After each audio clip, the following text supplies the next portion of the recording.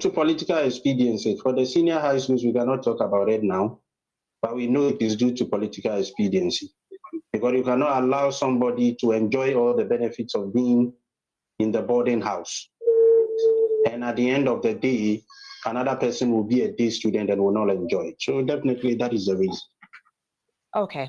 All right. I think with this particular issue, we might have to speak with the government. But have you tried to speak with the government about it?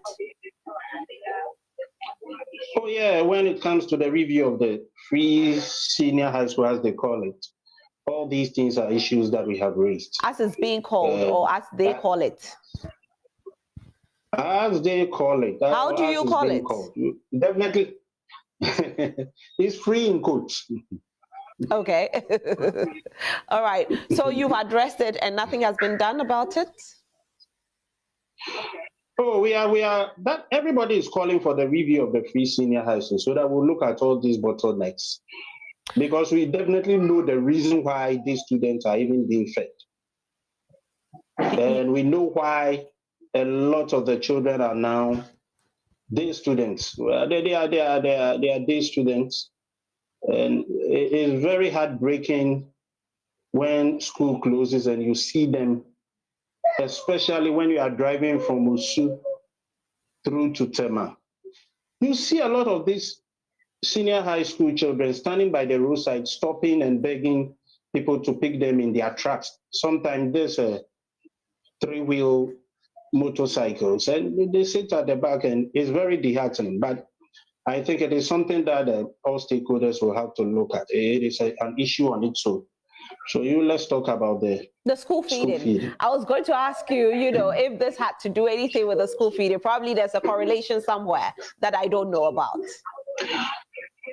Definitely there will be a correlation. If you look at the aim of the school feeding program, it is supposed to increase school enrollment and then make sure attendance and retention are enhanced. But also to look at malnutrition. And I think they have some long-term goals to reduce poverty and hunger and all that. But let us look at it critically. If you are paying 97 pesos, they are saying it is 1 cedi, but tax is deducted. So they are left with 97 pesos. And then the children are being given one ladle of, let's say, beans and gari. And then you tell me this is reducing hunger. And it is enhancing food nutrition. I think we are deceiving ourselves at the end of the day. You see, we have to really look at the whole policy of the school feeding program. We have to really look at it again.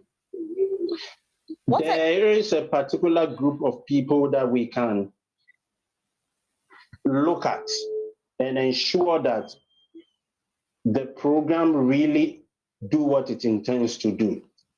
You come to the metropolitan area, let's look at a place like Tema Metropolitan. Are you telling me a parent will send the child to school and then that parent will be unable to feed that child, so the child will be given one ladle of beans or one ladle of rice with some soup or gari? You don't see any fish or meat. They don't eat anything like egg. And then you are telling me you are reducing hunger. And then you are also reducing malnutrition. I think it is a deception. And we have to relook at the whole program again.